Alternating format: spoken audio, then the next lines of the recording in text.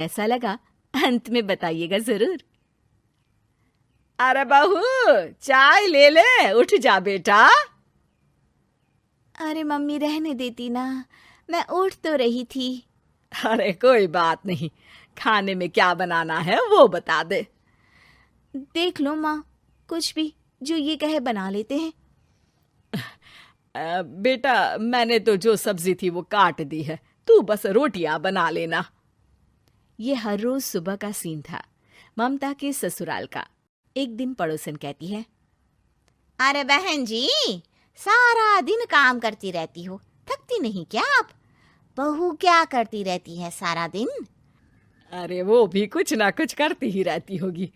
अब इतनी भी बूढ़ी तो नहीं हूं मैं जो बैठ जाऊं कि सामने काम पड़ा है और मैं बैठी रहूं। अरे लेकिन बहू की तो आदत खराब हो जाएगी जब सारा काम आप ही कर दोगी।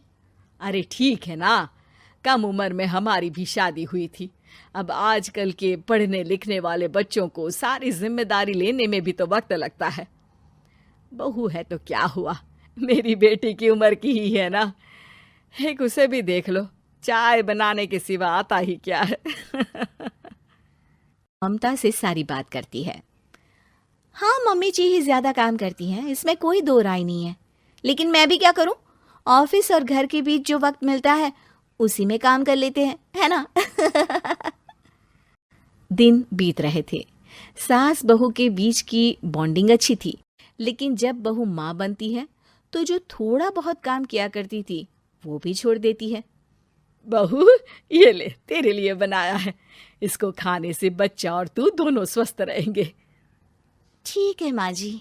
माँ जी, वो बच्चे के लिए गद्दे जो सूख रहे हैं ना छत पर, जरा ले आइए ना। तभी वहां पति आ जाता है। अरे माँ रुको, मैं ले आता हूँ, तुम मेरा खाना लगा दो। माँ किचन में चली जाती है। पता है, बगल वाली डॉली है ना, वो लोग हमारी साइड के हैं। उसकी सास ने तो उसकी हड्डियों को मजबूत करने वाले लड्डू बनाए हैं। उसे भी बच्चा हुआ है ना। पता नहीं मम्मी जी क्या पानी सा उबाल कर दे देती है, मैं तो बस वही खा लेती हूँ। अरे तो तुम्हारे साइड बनता है तो तुम अपनी माँ से बोल दो, वो बना देंगी। आहा, माँ की तबीयत ठीक नहीं रहती, तुम जानती हो ना, कैसे बनाएंगी वो। अरे क्या हो गया सासू माँ को? कल तक तो फेसबुक में किटी की फोटो डाल रही थी। अच्छा अच्छा, चुप रहिए। डॉली की सास ने मनाया है, तुम लोगों का भी तो फर्ज बनता है। तभी वहां सास आ जाती है। ये ले बहू, गर्म पानी की बोतल, गर्म पानी पीने से पेट अंदर हो जाएगा। नहीं नहीं माँ जी, गर्म पानी पीने से प्यास नहीं बुझती। अरे पी लेना बेटा। वो बगल वाली डॉली को तो जानती है ना, जो तुम लोगों के साइड की है। तेरे साथ ही उसका भी बच्चा हुआ था। बेचारे का कोई ख्याल रखने वाला नहीं, सारा काम करती है और रात में बस एक लड्डू खाकर सो जाती है। पेट तो लटक ही गया है और बच्चा तो कितना कमजोर सा है उसका। अच्छा माँ, क्या बात है, डॉली की ये हाल है?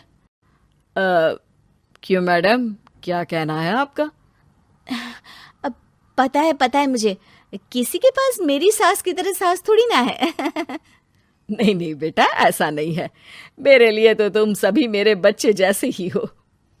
ममता को समझ में नहीं आता कि वो सास में कैसे कोई बुराई निकाले, क्योंकि हर कोई उससे उसकी सास की तारीफ ही किया करता था। एक रोज ममता के घर उसकी ननद आती है। अरे भाभी, मुन्नी को तो 6 महीने हो गए, आप अभी भी बेड पर हो। आ गई है आप? कैसी हैं बुआ? बच्चा होने के 6 महीने बाद आई हैं आप। भाभी, अमेरिका दूर है ना, तो वक्त लग जाता है। अब इनकी छुट्टी अभी थी तो सभी आ गए। वैसे माँ कहाँ है? थकी हारी सास बेटी को देखकर खुश हो जाती है। माँ, इस बार तेरा वीजा तैयार है, मेरे साथ चलने को तैयार रहना। हाँ हाँ बेटा, मैं तैयार हूँ। अरे ऐसे कैसे माँ, मैं कैसे मैनेज करूंगी? कैसे मतलब? जैसे मैंने किया अमेरिका में, आप इंडिया में कर लेना।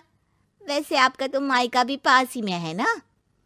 हाँ वो तो है, लेकिन वहाँ माँ के पास वक्त नहीं होता। ईश्वर भक्ति में उनका सारा समय चला जाता है। भाभी, बेटी परेशान हो तो माँ का ध्यान आरती में कैसे लग सकता है? समझ में ही नहीं आता। वैसे भी अब माँ को मैं अपने साथ ले जा रही हूँ। माँ को विदेश घूमने का शौक है ना। ममता मन मारकर चुप हो जाती है, लेकिन मन ही मन सोचती है कि वो कैसे सारा काम मैनेज करेगी। पति का खाना, नाश्ता, मुन्ने को नहलाना धुलाना, फिर रात भर इसके लिए दूध तैयार करना। माँ तो सारा काम करती थी। हे भगवान, ना भाई ना। क्या हुआ भाभी? क्या सोचकर ना भी ना कर रही हो? अरे कुछ नहीं, बस बच्चे के बाद से ही कमज़ोरी ज़्यादा हो गई है ना, तो अचानक से बड़बड़ाने लगती हूँ मैं। अगले दिन ममता अपनी माँ को फ़ोन करती है। राधे राधे। माँ मैं क्या करूँ, मेरी सास तो अमेरिका जा रही है बेटी के पास। अब घर का सारा काम, बच्चा, सब कैसे मैनेज करूँगी। तू आ जाना माँ कुछ महीनों के लिए मेरे पास। अरे ना ना ममता, मेरे बस की बात नहीं है काम धाम। अरे तू तो जानती है ना, मैंने तो तेरे भाई की शादी भी गरीब गांव की लड़की से इसीलिए ही की थी कि वो चुपचाप घर का सारा काम करे। वैसे भी अब तो आदत भी नहीं रही मेरी काम करने की।